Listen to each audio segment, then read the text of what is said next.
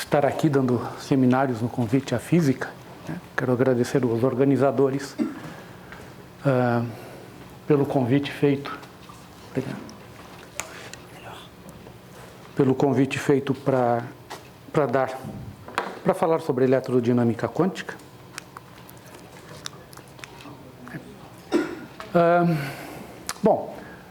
Eu queria começar o seminário lembrando que algumas semanas atrás o LHC estava na mídia, né?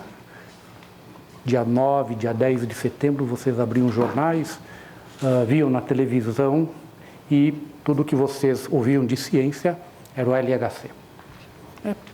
De fato, o LHC é simplesmente um acelerador de partículas e, de repente, por um motivo meio estranho, ele começou a atrair a atenção do mundo inteiro. Teve uma... E veja que o acelerador sequer foi inaugurado.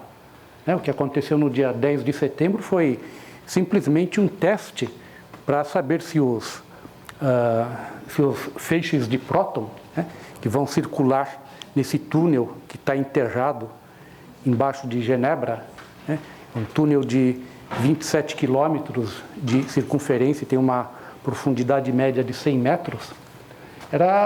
O que foi feito no dia 10 de setembro foi simplesmente testar os magnetos que vão defletir a órbita dos prótons para ver se os prótons conseguiam seguir esse caminho circular dentro do túnel. Não foi feito nenhuma colisão. Mandaram um feixe de prótons de um lado, depois mandaram um outro feixe de prótons do outro lado e tudo funcionou direitinho como esperado. Mas mesmo assim, isso atraiu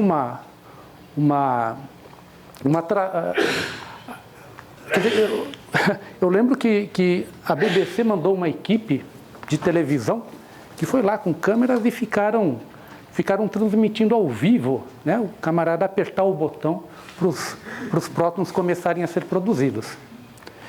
Mas aqui no Brasil não ficou muito claro o porquê de todo esse sensacionalismo.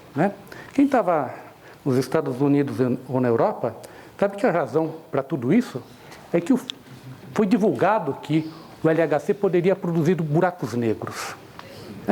Uma vez que ele produz buracos negros, está aqui está Genebra, que é o aeroporto de Genebra, você produz um buraco negro, tudo começa a cair dentro do buraco negro, vai o CERN, vai Genebra, vai a Terra inteira. Então, a pergunta que fica é, como é possível produzir um buraco negro na colisão de prótons? Afinal de contas, a gente colide partículas já há muito tempo, nunca ninguém viu buracos negros serem produzidos nessas colisões. E a gente sabe que buracos negros são objetos astrofísicos. Sabe que existe um buraco negro no centro da Via Láctea, com certeza. Possivelmente existe um buraco negro no centro de toda a galáxia, um super buraco negro. Então, como é possível produzir buracos negros numa colisão de partículas, a gente está falando de coisas em escalas que acontecem em escalas de distâncias tão diferentes. E a razão para isso é que a teoria que prevê a presença de buracos negros no LHC nasceu junto com a eletrodinâmica quântica, é fruto da eletrodinâmica quântica. Então, uma teoria que foi completada há cerca de 60 anos atrás, ela produziu um número enorme de resultados. E produziu filhos, produziu outras teorias que preveem uma possibilidade de que aconteça algo desse tipo. Mas só que a coisa não é bem assim. Não sei se vocês sabem, mas, de fato, o que atraiu a atenção para o LHC foi o fato de que um pseudofísico americano que mora no Havaí entrou na justiça para impedir o LHC de funcionar. Foi isso que atraiu a atenção da mídia. E depois, na Europa, acho que uma ou duas pessoas também entraram na justiça pedindo que os físicos dessem segurança de que nenhum buraco negro seria produzido no LHC. Bom, e vocês podem ficar tranquilos, Não há razão para, quando os prótons começarem de fato a colidir no LHC, isso só vai acontecer no ano que vem. Não há motivo para ter pânico, porque não vai ser produzido nenhum buraco negro que vá engolir a Terra. Né? E nós sabemos disso. Né? Nós sabemos disso porque nós temos uma teoria que faz o seguinte, né? Primeira coisa, buracos negros podem ser produzidos no LHC? Bom, se a gente tiver um certo parâmetro numa determinada faixa de valores, então o LHC pode produzir buracos negros. Só que, de acordo com essa teoria, os buracos negros que o LHC vai produzir são mini buracos negros, são buracos negros muito pequenininhos. Na hora em que eles são criados, eles imediatamente desaparecem através da radiação de Hawking, eles evaporam. Então não há nenhum perigo se eles forem produzidos. Tá certo? Então esse é o status atual dos buracos negros que poderiam ser produzidos no LHC. É muito pouco provável que eles sejam, porque alguns parâmetros teriam que ter valores tão pequenos que quase ninguém acredita que isso possa acontecer. E o que nos dá tanta segurança para fazer esse tipo de afirmação? O que nos dá essa segurança, como eu disse antes, são as teorias que derivaram da eletrodinâmica quântica. Então, o que é? Bom, para poder falar um pouquinho sobre a eletrodinâmica quântica, é necessário a gente recordar a situação da física no final do primeiro quarto do século XX. Né? Em 1925 e 1926, a mecânica quântica foi concluída. Né? Essa é a famosa experiência de Solvay, tem quase todos os participantes da construção da mecânica quântica. Né? Heisenberg propôs a teoria matricial para a mecânica quântica, Schrödinger fez a formulação ondulatória da mecânica quântica, as duas são equivalentes, e com isso se conseguia explicar todos os dados acumulados até essa época. Mas havia uma limitação muito grande, porque a teoria desenvolvida por Heisenberg e Schrödinger era essencialmente uma teoria não relativística. Ou seja, você pode estudar elétrons, pode estudar os efeitos quânticos de elétrons, de prótons, desde que eles não se movam com velocidades próximas à velocidade da luz. Né? Claro que a maior parte das experiências não era relativística, mas isso era uma imposição bastante forte. Além disso, a mecânica quântica ela funcionava apenas para partículas. Se eu tenho um sistema de partículas, eu posso aplicar as regras da mecânica quântica e saber qual é o comportamento quântico desse sistema. Mas muita gente sabia, na época, que a mecânica quântica, de alguma forma, tinha que ser estendida, porque na natureza existiam objetos que não eram descritos por partículas, que é o campo eletromagnético. O campo eletromagnético é essencialmente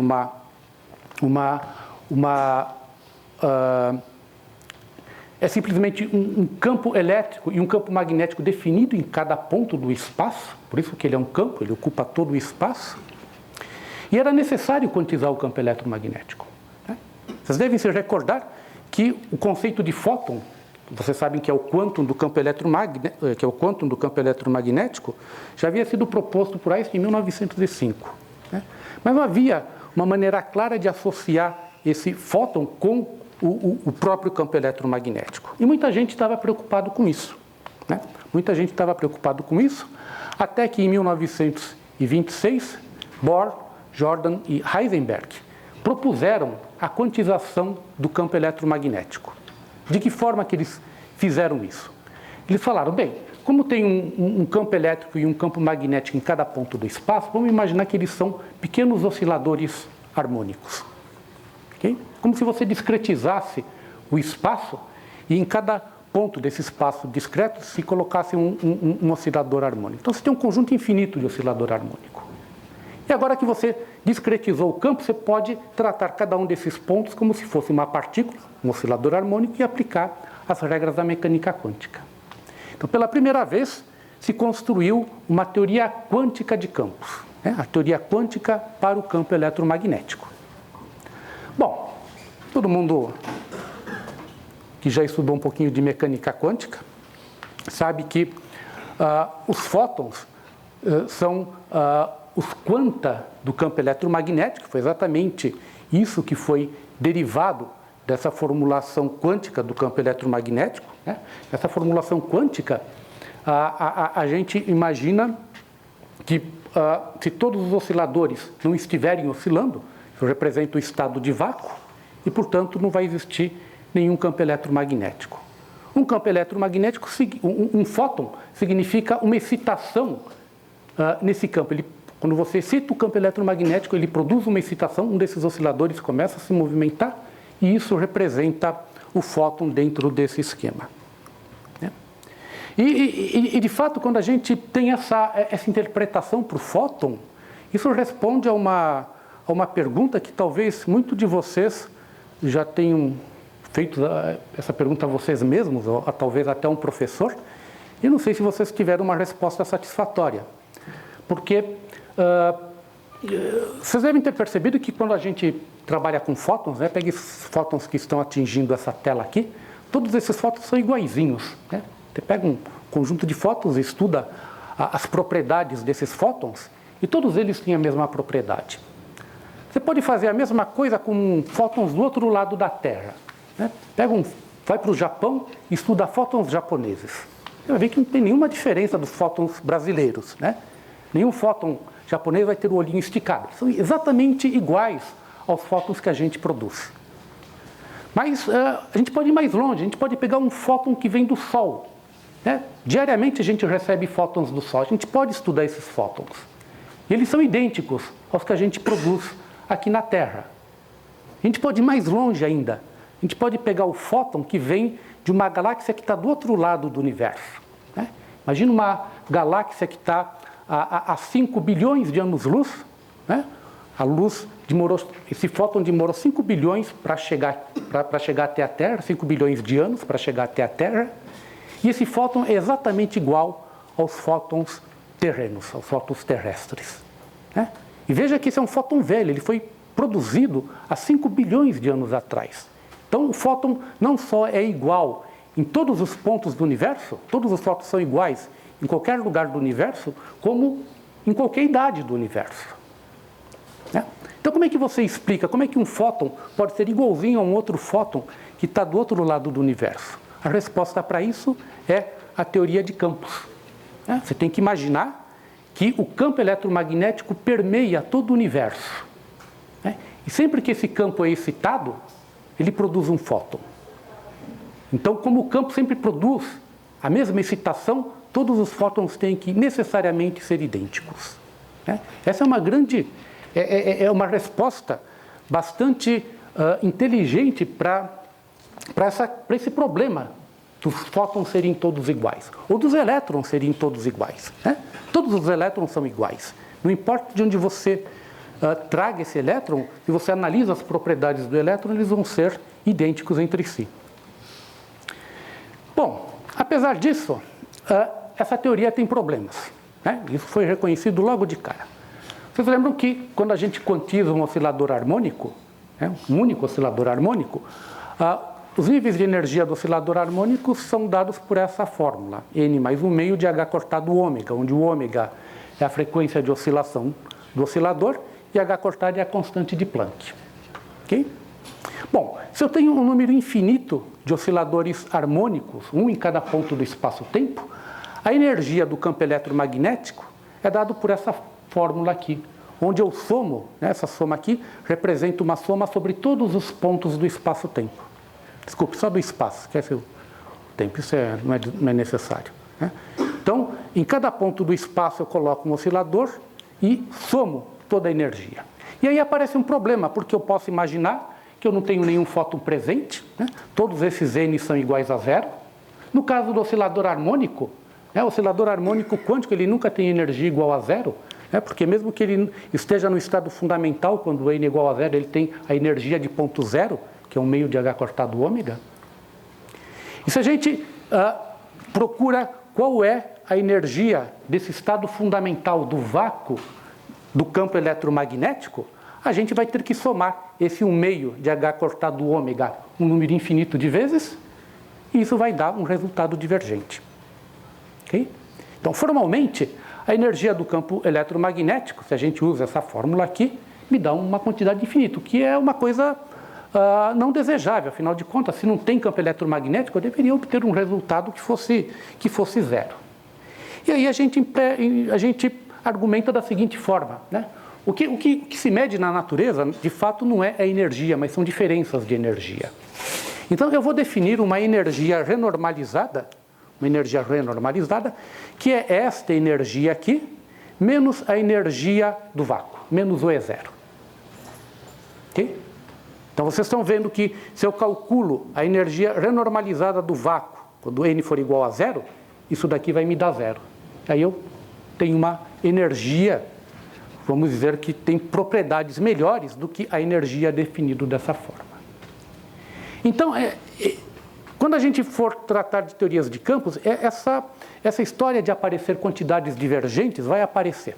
Né? Vai aparecer essencialmente porque eu estou tratando com um número infinito de objetos. Eu estou tratando com um número infinito de osciladores e essas quantidades divergentes sempre vão aparecer e elas sempre vão dar problemas. E é isso que eu vou explicar para vocês. Muito bem. Então, isso daqui, né? Então, essa proposta de Bohr, Jordan e Heisenberg, em 1926, me dão uma teoria para o campo eletromagnético livre. Eu sei como tratar o campo eletromagnético sem interação. Em 1928, Dirac descobre como fazer o tratamento relativístico do elétron. Ele descobre a famosa equação de Dirac, que eu não vou explicar para vocês. Esse gama é simplesmente as matrizes de Dirac. Isso daqui são derivadas. M é a massa do elétron e psi é a função que descreve o campo que descreve o elétron. Então, o elétron agora é um campo. Né? Da mesma forma que o campo eletromagnético é descrito por oscilações, eu posso associar ao elétron, que é uma partícula, um campo psi. E quando a gente quantiza, quando a gente aplica as regras de quantização para a equação de Dirac, a gente tem uma surpresa.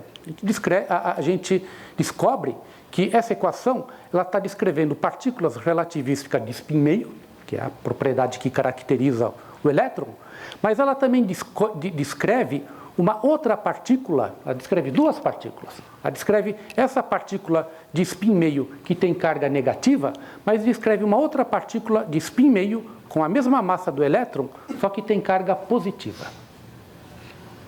Então ela está fazendo uma previsão. Essa equação aqui faz uma previsão de que existe um companheiro do elétron, só que com todas as propriedades do elétron, só que tem carga positiva. Bom, Dirac ficou extremamente preocupado com isso. A única outra partícula que era conhecida naquela época e que tinha carga positiva era o próton. Então, Dirac não acreditou muito na equação dele, né? Falou, olha, então essa outra solução deve de alguma forma estar relacionada com o próton. Né?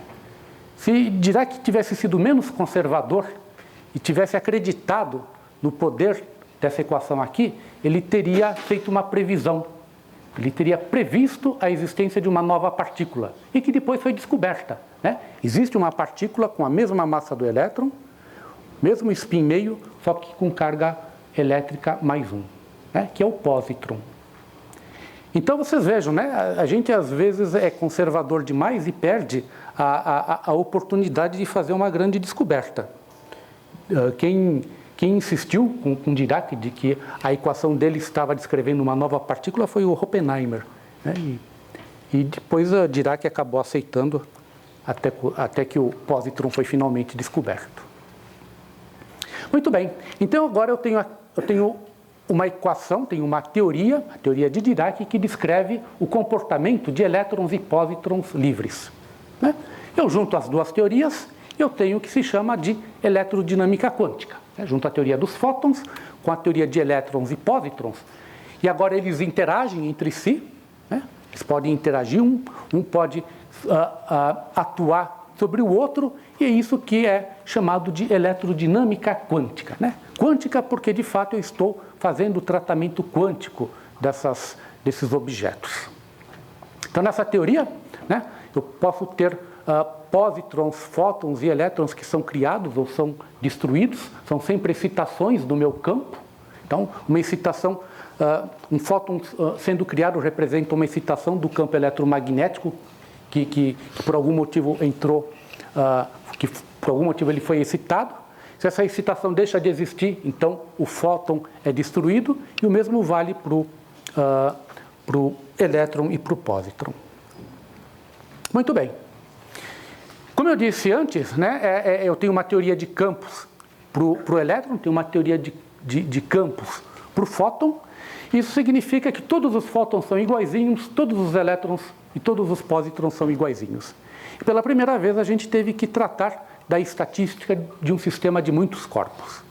Né? Já se conhecia, já se sabia que o elétron obedecia ao princípio de exclusão de Pauli, né? E, portanto, essa teoria relativística de muitos corpos, ela dá origem à estatística de Bose-Einstein para os bósons e a estatística de Fermi-Dirac para os férmions.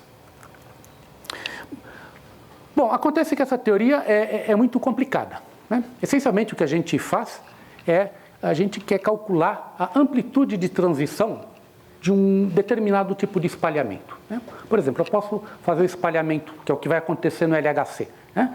No LHC vão colidir prótons, mas como a gente está no contexto da eletrodinâmica, a gente vai fazer espalhamento de elétrons. Quero colidir 2 elétrons e quero saber qual é o produto dessa colisão, qual é o espalhamento, como é que esses elétrons vão ser espalhados. Okay? Então eu tenho que calcular uma amplitude de espalhamento. E essas amplitudes, elas têm uma expressão matemática bastante complexa. Não é? Por isso que eu não estou escrevendo nada aqui.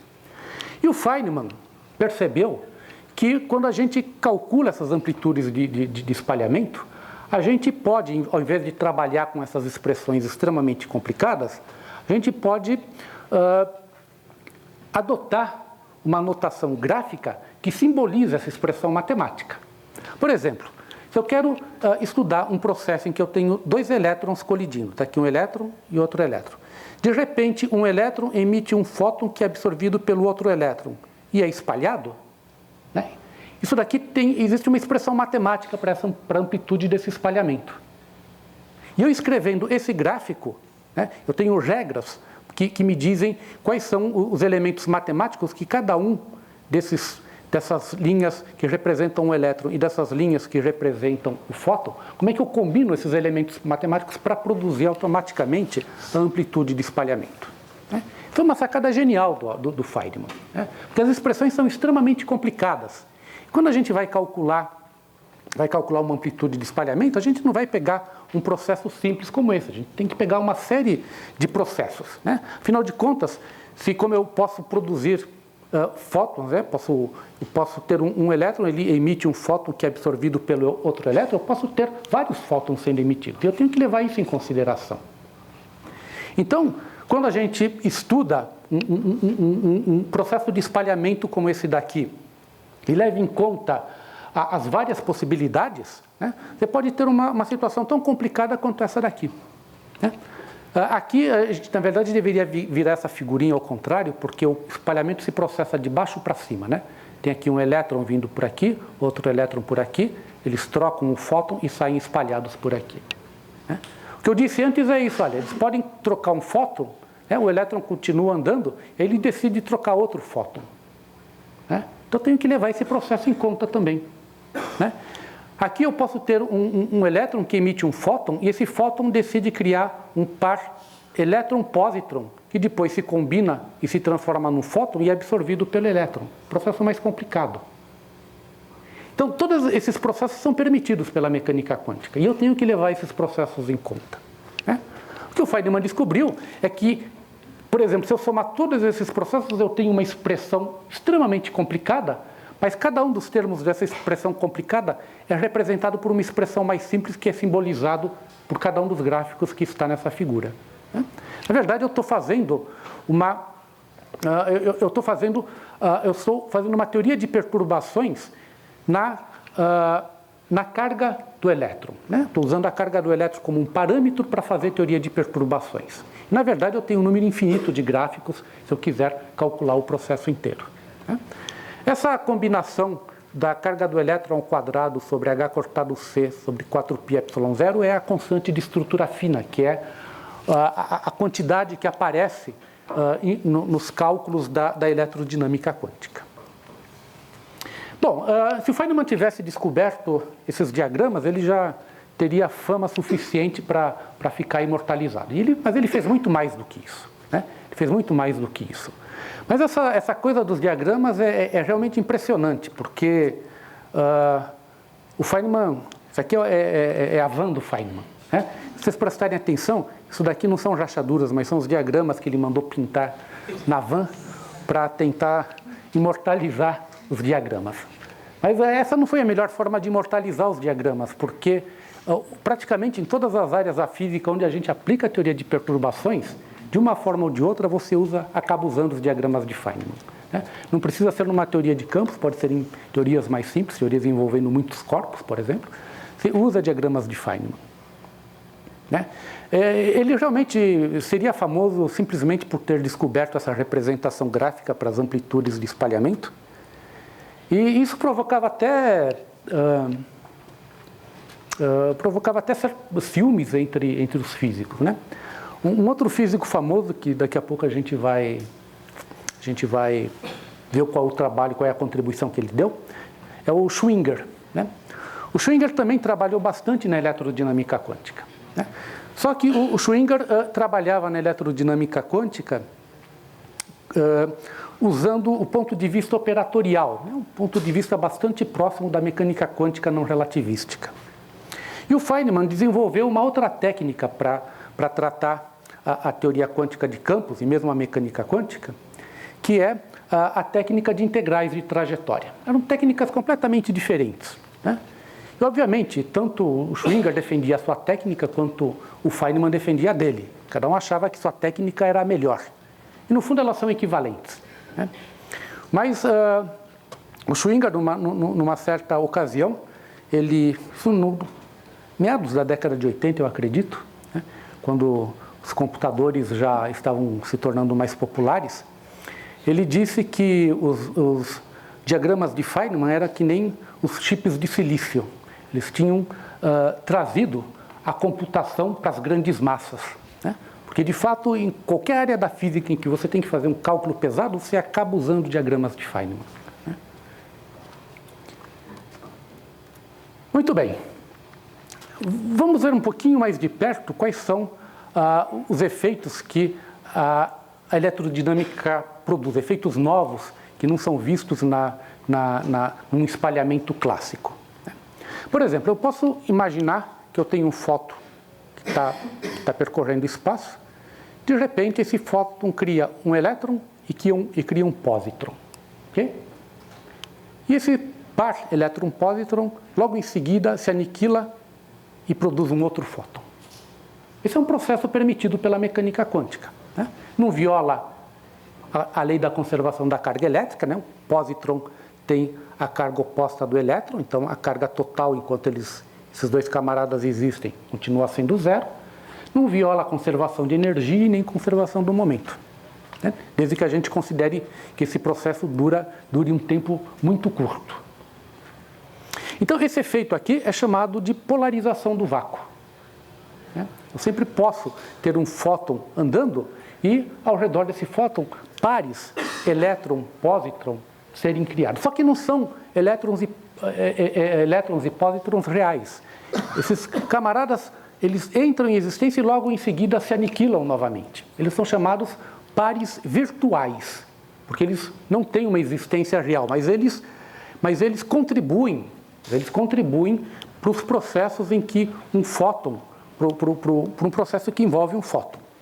E a mesma coisa acontece com o elétron, né? Se essa linhazinha simboliza um elétron, o elétron está caminhando, de repente ele emite um fóton, e esse fóton logo em seguida é absorvido pelo mesmo elétron. E o elétron continua caminhando. É um processo puramente quântico, né? Novamente, esse fóton aqui não é um fóton real. A gente não vai ver esse fóton porque ele foi absorvido depois, né? Então ele é também chamado de um fóton virtual. Bom, quando isso foi descoberto, os grandes físicos perceberam, bem, isso tem que dar alguma contribuição significativa nas experiências. E vamos tentar calcular qual é o efeito que isso produz em diversos processos físicos, né? Bom, Como é que a gente pode imaginar que essa polarização do vácuo, né, isso aqui é chamado de autoenergia do elétron, como é que esses processos contribuem? Você veja, se a gente pega a polarização do vácuo, esse par elétron-pósitron virtual que é criado, ele na verdade pode ser imaginado como um pequeno dipolo. Né? Então, se eu tiver um elétron perto desse par, o elétron polariza o dipolo. Né? Isso significa que o elétron parado, né, um elétron estacionário, ele pode estar rodeado por uma nuvem formada por esses pares elétron-pósitron, como se fossem pequenos dipolos. Isso vai provocar um efeito de blindagem no elétron. A carga elétrica do elétron vai mudar por causa disso. Então, esse é um efeito observável, algo que a gente pode tentar medir. Bom, aí você vai fazer a conta para saber de quanto que a carga elétrica muda, e você descobre, né, já em 1930, se descobriu, né, que o resultado dessas contas eram sempre divergentes. Né? E a gente recorda aquela divergência que acontecia no cálculo da energia do vácuo do campo eletromagnético. Né? Aqui, essa divergência é diferente daquela lá. Elas estão relacionadas, mas é de fato uma divergência diferente. Né? Por exemplo, a expressão matemática associada a um gráfico como esse envolve uma integral sobre o momento desse par, o momento do elétron e o momento do pósitron. Quando eu integro sobre esse momento, eu tenho que integrar sobre todos os valores possíveis, porque eles podem ser criados com todos os valores possíveis, né? Inclusive valores infinitos. E é exatamente aí que eu gero essa divergência. Sempre que eu faço essa integral aqui, eu descubro que quando o momento desse par é muito grande, então eu encontro uma integral divergente. Então, essas integrais divergentes, elas sempre estão associadas a integrações em que o momento é muito grande. Ok? Muito bem. Bohr, Heisenberg, Jordan e Dirac descobriram esse problema das divergências já na década de 30, e isso só foi, de fato, resolvido por Schwinger, Feynman, Tomonaga e Dyson. Então, o que eles fizeram? Eles fizeram uma coisa que é chamada hoje em dia de renormalização, que é uma receita que você segue para extrair essas quantidades divergentes. Tudo bem, vocês vão falar, um negócio meio esquisito. E é esquisito, né? É realmente esquisito. Não tem como a gente se livrar dessas divergências, né? Como eu disse para vocês, o fato de eu tratar com um número infinito de osciladores harmônicos provoca aquele problema na energia do vácuo do campo eletromagnético. Esse problema ele é intrínseco a qualquer teoria de campos. Eu sempre vou ter que aplicar um procedimento para remover essas divergências de qualquer resultado, de qualquer conta que eu faça dentro da teoria de campos. Muito bem, aqui está o Schwinger, que eu falei que ia aparecer novamente, né? Vocês podem não gostar disso, né? Pode parecer uma coisa extremamente arbitrária, só que ela funciona. Né? Funciona tanto que essas 4 pessoas ganharam um prêmio Nobel exatamente por resolver esse problema, né? Por compreender o que estava por trás daquelas divergências e por dar regras claras de como subtrair essas divergências.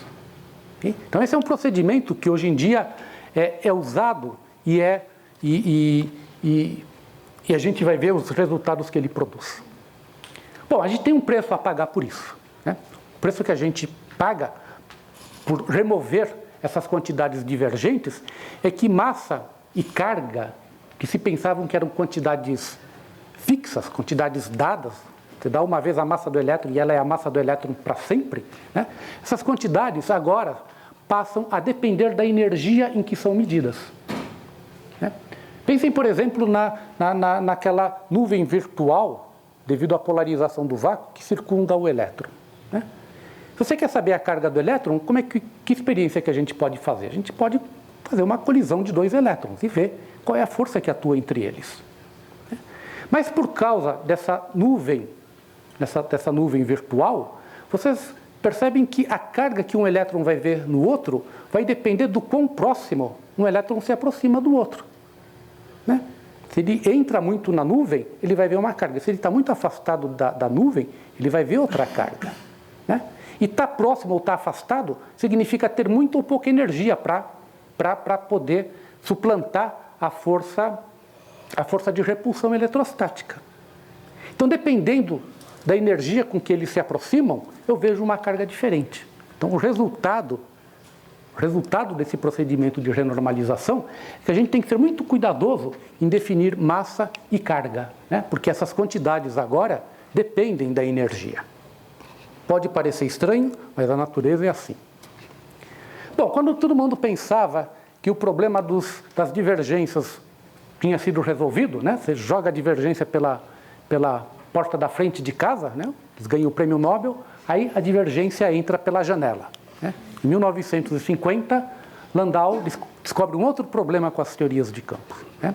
Se a gente calcula a carga elétrica, né? Como eu disse agora, a carga elétrica depende da energia. Mas existe um certo valor finito da energia para o qual a carga elétrica é divergente. Bom, isso mata a teoria, né? Não tem sentido você aumentar a energia e de repente a carga elétrica se tornar infinita.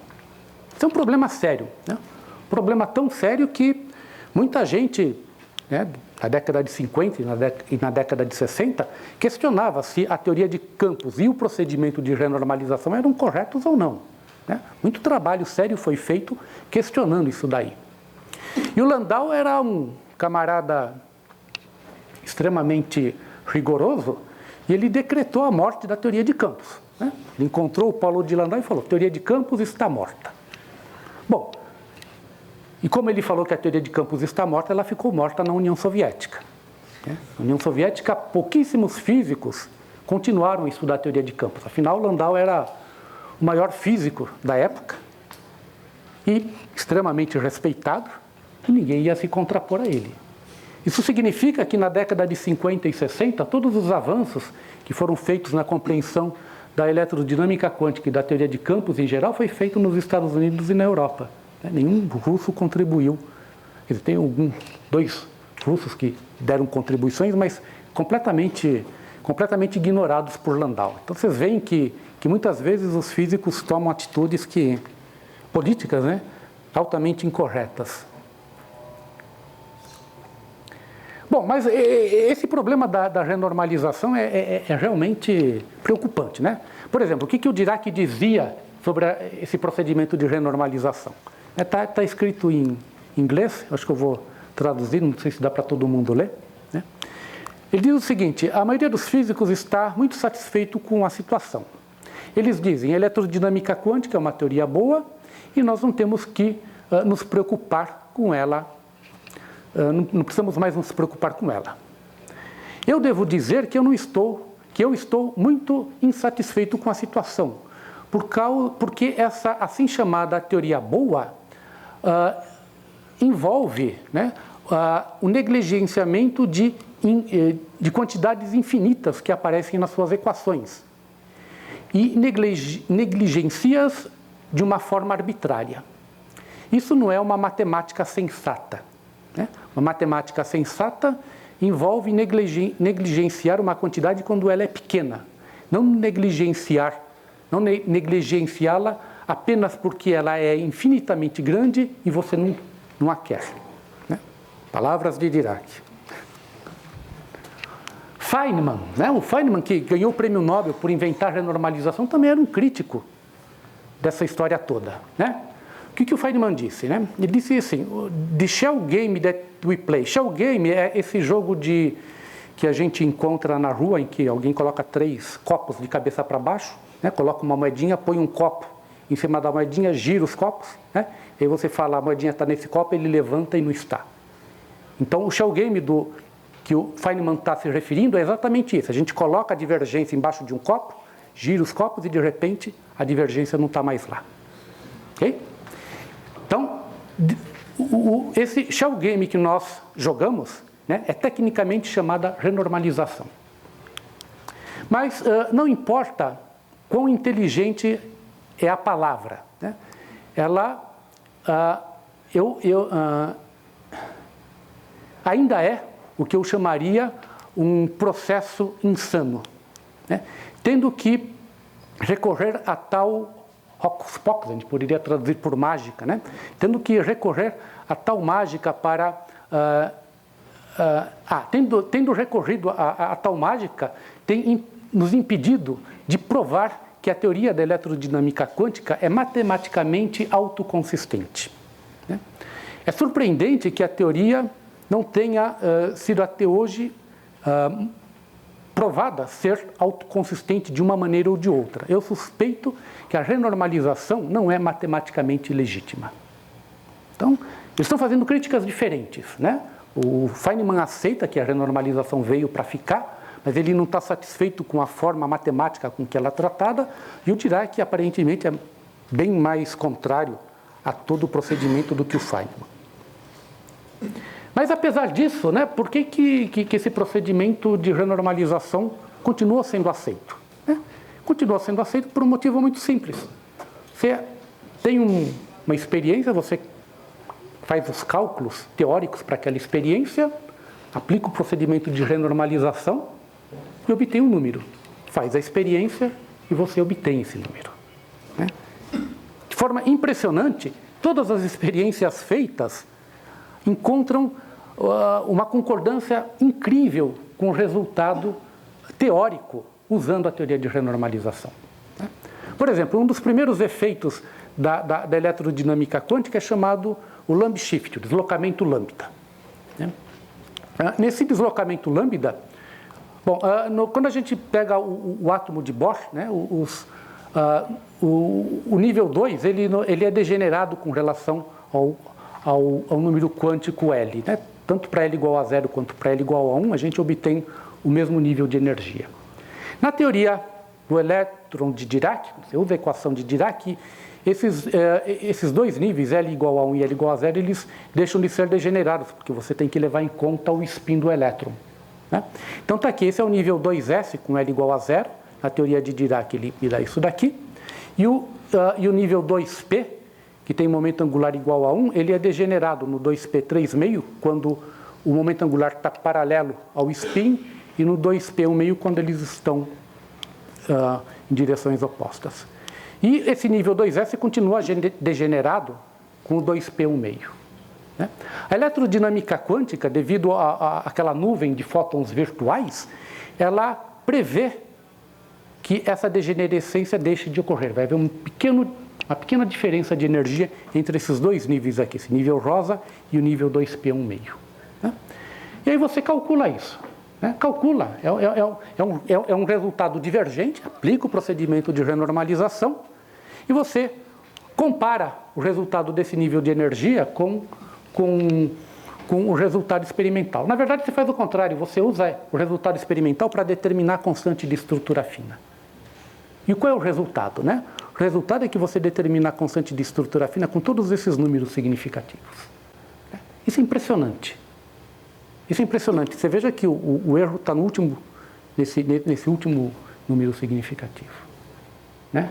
É impressionante que você possa fazer um cálculo, né, com toda essa mágica, entre aspas, da teoria de renormalização e obter um resultado que me dá o valor da constante de estrutura fina com todos esses dígitos significativos, né? Isso é um teste de alta precisão. Quer dizer, poucas experiências na física atingem uma precisão como essa daqui. Uma outra experiência em que a gente pode incorporar os efeitos da eletrodinâmica quântica é o momento de dipolo magnético anômalo do elétron, né? Classicamente, a gente espera que o momento do dipolo seja igual a 2, mas os efeitos da eletrodinâmica quântica preveem uma pequena discrepância desse número 2. Então, o que você calcula é G sobre 2, né? E a discrepância está aqui. G sobre 2 vai dar 1,00, tudo isso daqui, né? Então, você mede isso daqui no laboratório, vai para casa, faz a conta e você obtém todos esses números aqui. Okay? Esse é o resultado, de fato, isso daqui, né, é a previsão mais acurada da história da física. né? Não existe nenhuma outra experiência que te dê um valor com tantas casas decimais, com tantos números significativos. Isso apesar da gente aplicar o procedimento de renormalização. Por isso que ele sobrevive até hoje, né? Os resultados que ele fornece são incontestáveis, né? Não há como a gente não reconhecer que a teoria de renormalização funciona, né? De fato, esse resultado aqui ele não inclui apenas previsões da eletrodinâmica quântica, né? Eu tenho, como o elétron interage, por exemplo, com míons e outros objetos, eu tenho que levar em conta resultados da teoria eletrofraca, que é a extensão da eletrodinâmica quântica para incluir as interações fracas. Eu tenho que incorporar também correções que vêm da física hadrônica. Então, tudo isso está incorporado nesse número teórico aqui. A coisa é tão violenta, né? As pessoas acreditam tanto nesse esquema que em 2006 se descobriu um pequeno desvio com relação a esse valor esse é o valor experimental, né? Que coincide com o valor teórico. Em 2006 se descobriu um pequeno desvio, foi medido um pequeno desvio com respeito ao valor teórico. E o que se imagina que está acontecendo, né? Ninguém vai dizer que é a teoria eletrofraca ou a eletrodinâmica quântica ou a teoria das interações que tem algum problema. Não é a teoria quântica de campos que tem um problema.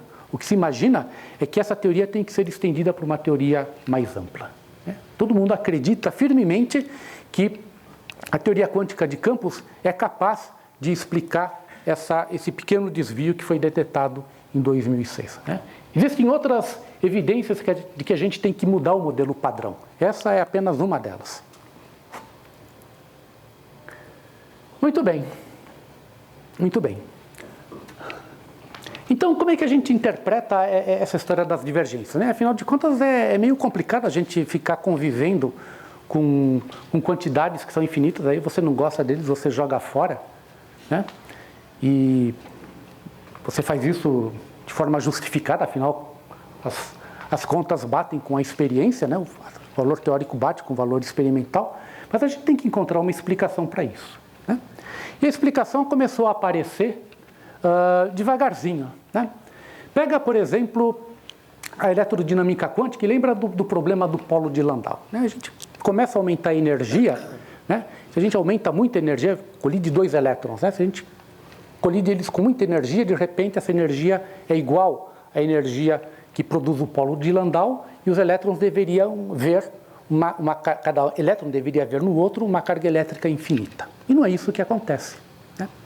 De fato, muito antes da gente chegar à energia em que ocorre o polo de Landau, começam a acontecer outras coisas, né? Você veja que a eletrodinâmica quântica é uma teoria para elétrons, pósitrons e fótons, né? Então você colide elétrons, eles continuam dando elétrons, mas se você começa a aumentar a energia, você começa a produzir outras partículas elementares, okay? Bem antes de atingir aquela energia do polo de Landau. Então, à medida que você aumenta a energia, você já saiu do domínio da eletrodinâmica quântica. Você tem que ter uma teoria mais geral que a eletrodinâmica quântica. Então, a hora que você chega com a energia de Landau, você já está completamente fora do domínio da eletrodinâmica quântica. Você tem que levar em conta que a eletrodinâmica quântica ela faz parte da teoria eletrofraca.